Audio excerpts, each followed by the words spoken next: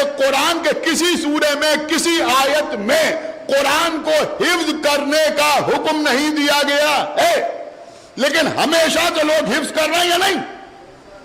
کیا کر رہے ہیں؟ کیوں کر رہے ہیں؟ کس لیے کر رہے ہیں؟ قرآن تو حکم ہی نہیں دے رہا ہے۔ کہا صاحب یہ ہماری قرآن سے محبت ہے، عقیدت ہے کہ ہم قرآن حفظ کر رہے ہیں، اس کا مطلب یہ ہوا کہ قرآن حکم نہیں دے رہا ہے پھر بھی آپ حفظ کر رہے ہیں، یہ آپ کی محبت ہے۔ اب جو لوگ ہم سے کہتے ہیں کہ صاحب امام حسین نے کہا کہ تعزیہ رکھو،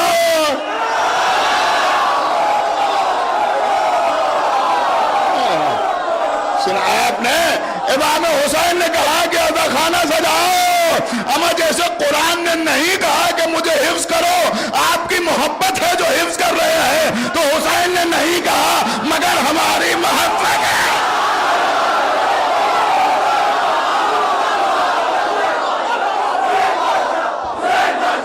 حسین بادشاہ